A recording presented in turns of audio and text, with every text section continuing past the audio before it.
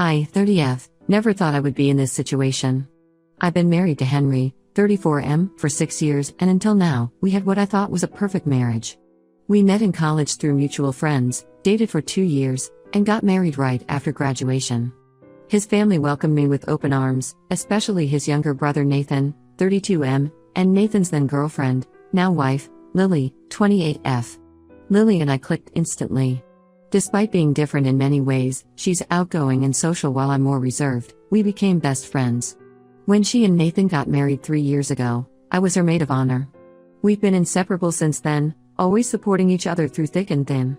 We even started a tradition of weekly sister lunches where we would catch up on everything happening in our lives. Henry and Nathan have always been extremely close. They work at different companies but meet almost every day for lunch or after work. Their parents raised them to believe that family comes before everything else, and both brothers took this lesson to heart. Our family spent every holiday together, had weekly Sunday dinners at the in-laws' house, and celebrated every small achievement as one big family. 8 months ago, Lily lost her job during a massive layoff at her company.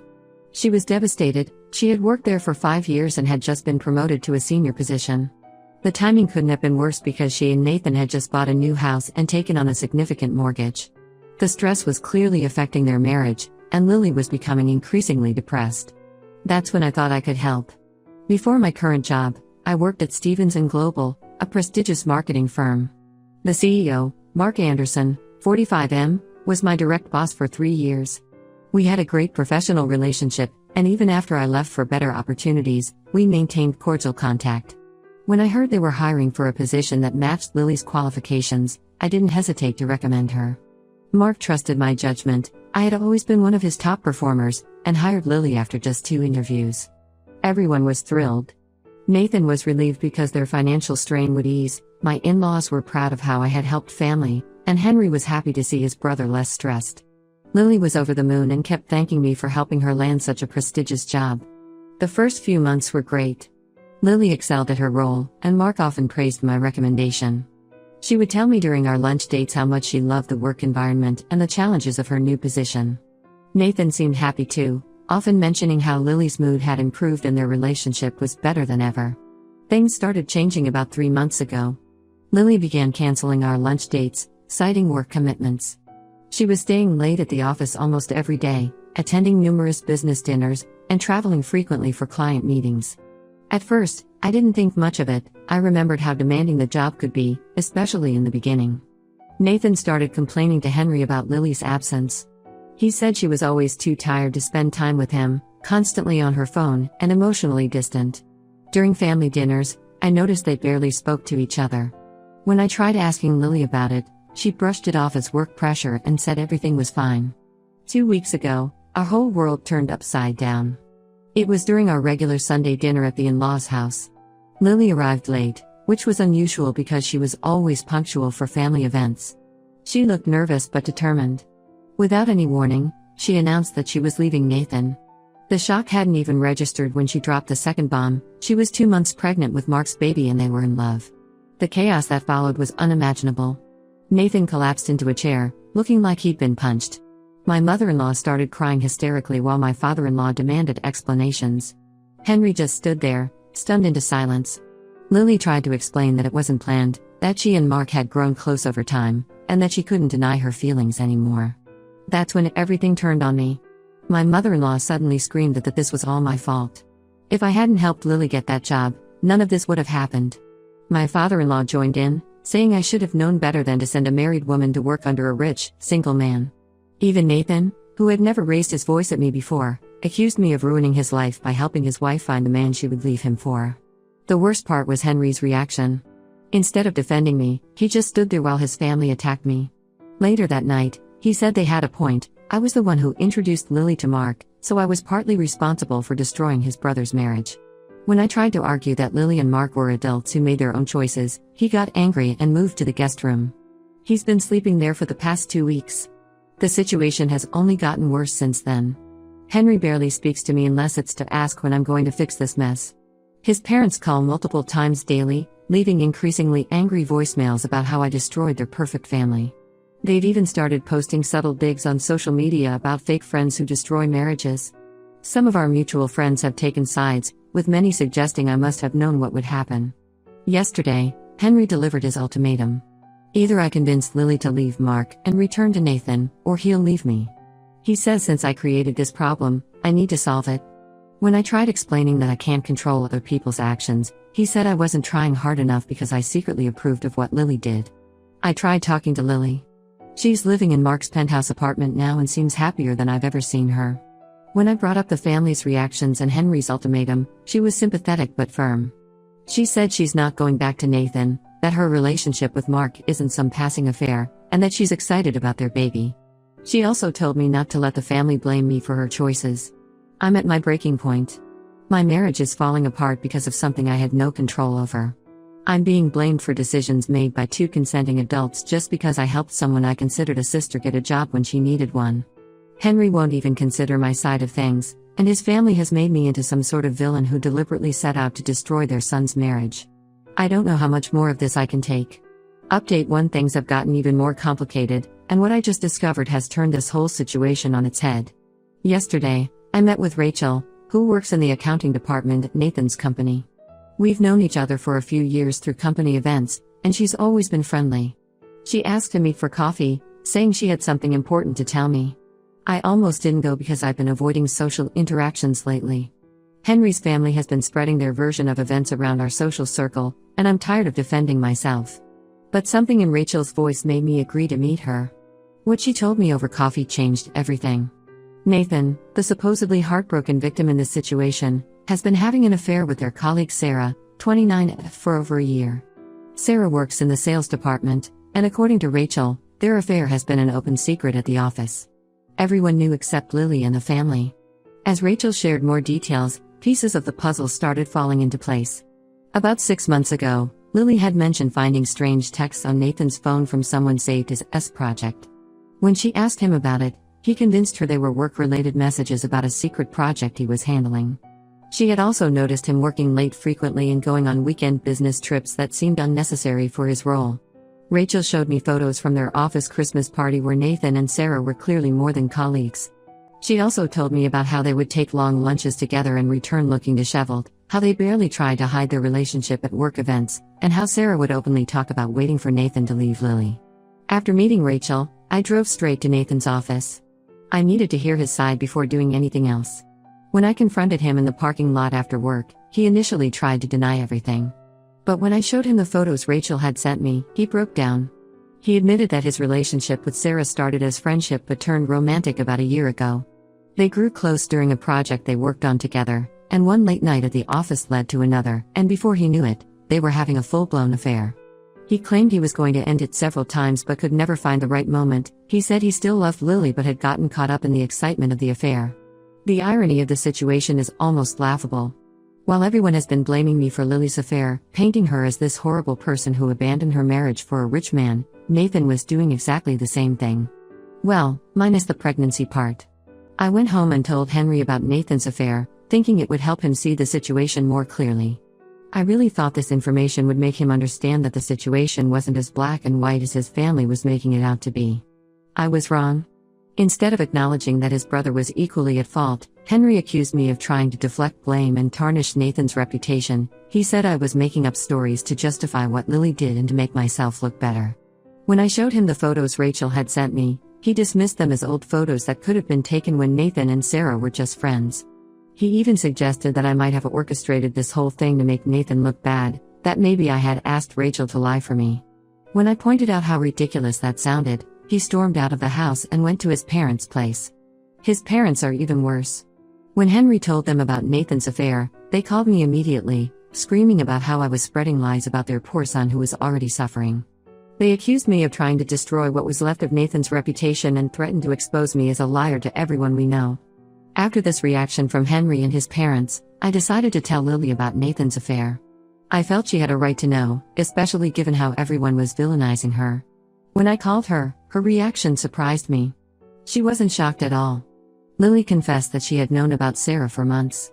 She had seen messages on Nathan's phone, noticed the lipstick stains on his shirts, and even caught them together once at a restaurant when Nathan was supposedly working late. She said that's partly why she didn't feel guilty about her relationship with Mark. She explained that she had initially started spending more time at work to avoid being home alone while Nathan was with Sarah. That's how she got closer to Mark. He would stay late too, and they started talking, first about work, then about their lives. She said Mark made her feel valued and heard at a time when Nathan was completely emotionally absent. This revelation has made everything more complicated. The family is now completely divided. Some cousins who initially sided with Nathan are now distancing themselves from him. A few family friends have reached out to apologize for how they treated me. But Henry and his parents are still firmly on Nathan's side. They are now claiming that even if Nathan did have an affair, which they still don't fully believe, it doesn't justify what Lily did. According to them, Nathan's affair was just sex while Lily destroyed the family by getting pregnant and leaving. The mental gymnastics they're doing to justify Nathan's behavior while condemning Lily's is astounding. I feel like I'm living in some kind of twisted alternate reality. I'm being blamed for a situation that was already messed up before I even got involved, and now I'm being accused of making up stories to defend myself. Henry still won't talk to me properly, and his family is now doubling down on their attacks, saying I'm trying to destroy Nathan's life by spreading rumors about him. The stress is starting to affect my health. I'm not sleeping well, I can barely eat, and I've had to take time off work because I can't focus.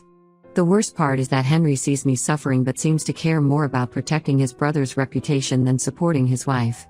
I'm starting to wonder if this marriage is even worth saving anymore. Update 2: After everything that's happened, I finally reached my breaking point this week. I discovered something that made me realize my marriage wasn't worth saving anymore.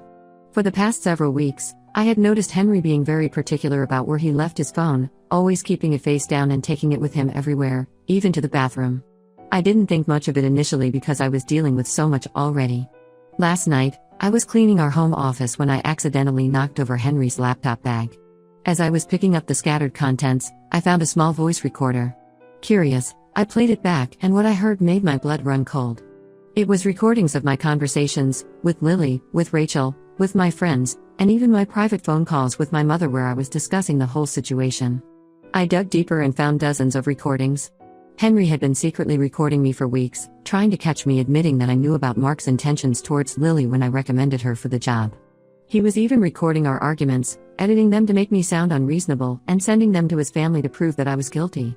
When Henry came home, I confronted him with the recorder. Instead of being ashamed or apologetic, he actually tried to justify it. He said his family needed evidence of my involvement in breaking up Nathan's marriage, and since I wouldn't confess, they had to find proof another way. He actually seemed proud of his little spy operation. That's when I finally snapped. All the frustration, anger, and hurt from the past months came pouring out. I told him exactly what I thought about his pathetic loyalty to his lying brother, his spineless behavior in letting his family abuse me, and his complete failure as a husband. I pointed out how hypocritical it was that they were all defending Nathan's year-long affair while condemning Lily for falling in love with someone else. Henry's response showed me exactly who he is. He said, brothers stick together no matter what, and that even if Nathan did cheat, it was different because he didn't get anyone pregnant or try to leave his family. Then he had the audacity to suggest that I should apologize to Nathan for exposing his affair. According to Henry, I should have kept quiet about Nathan's cheating because it would have ended naturally, and now I've made things worse. The final straw was when he said that if I really loved him, I would help protect his family's reputation by telling everyone I was mistaken about Nathan's affair. He actually expected me to lie to make his cheating brother look better. That's when I knew my marriage was over. I packed 2 suitcases with my essential things while Henry followed me around, alternating between angry accusations and pleading. When he realized I was serious about leaving, he called his parents. They showed up at our house within minutes, probably breaking several traffic laws to get there so quickly. The scene that followed was like something out of a bad movie. My mother-in-law was crying about how I was destroying another marriage, my father-in-law was threatening to tell everyone the truth about me, and Henry was standing there with this smug look, probably thinking his parents would convince me to stay. Instead of engaging with them, I calmly took off my wedding ring, placed it on the kitchen counter, and walked out. I checked into a hotel and immediately contacted a divorce lawyer. To my surprise, Lily had already sent me contact information for the lawyer she used, saying she had a feeling I might need it soon. The funny thing is, now Henry and his family are acting completely shocked. They are telling everyone that I'm overreacting and breaking up the family over nothing. My mother-in-law has been calling mutual friends crying about how I abandoned her son without any warning. They still don't see how their months of harassment, blame, and emotional abuse drove me to this point. Lily has been incredibly supportive through all this. She sent me all her evidence of Nathan's affair, emails, hotel receipts, photos, even screenshots of messages between Nathan and Sarah discussing their plans to continue their relationship even after he and Lily worked things out. She had kept everything as insurance in case Nathan tried to contest their divorce. She's offered to share it all, but honestly, I'm done trying to prove anything to people who are determined to believe what they want. I've blocked Henry and his entire family on all platforms. Some flying monkeys have tried to reach out, telling me I'm being too harsh and that marriage takes work, but I'm done working on a marriage where I'm the only one trying. My lawyer says the recordings actually work in my favor. They're evidence of emotional abuse and harassment. I might have lost my marriage, but I finally found my self-respect. Update 3: The dust has finally settled, and I can't believe how much my life has changed in just 3 months. The divorce was finalized last week, and I got a much better settlement than I expected. Those recordings Henry made turned out to be a gift. My lawyer used them to show the pattern of emotional abuse and harassment I endured. The judge was particularly disturbed by how Henry and his family had tried to force me to take responsibility for Lily's decisions and Nathan's affair. I also included evidence of all the harassing messages from my in-laws, the social media posts they made about me, and testimonies from friends who witnessed their behavior. The judge was not impressed by Henry's attempts to paint himself as the victim, especially when my lawyer presented proof of how he had orchestrated a campaign to pressure me into lying about Nathan's affair. Speaking of Nathan, his perfect victim image has completely crumbled. Sarah, his affair partner, apparently got tired of being the secret girlfriend and gave him an ultimatum: either he publicly acknowledged their relationship or she would leave. Nathan chose Sarah, which sent his parents into another meltdown. They're still trying to blame me somehow, claiming I poisoned the well by exposing his affair. Lily had her baby last week, a healthy baby girl. She and Mark got engaged, and they're planning a small wedding in a few months. She sent me a photo of the baby, and honestly, she looks happier than I've ever seen her. Mark has been incredibly supportive through everything, even helping her deal with the legal aspects of her divorce from Nathan. Henry tried to contact me one last time before the divorce was finalized. He showed up at my new apartment, saying he realized he had made a mistake and that he should have supported me instead of his family. But his apology was more about how he was suffering than any real understanding of what he did wrong. He actually said, "I know I messed up, but you have to understand how hard it was for me to see my brother hurting." I shut the door in his face. I've moved to a different city and started a new job at a competitor of my old company.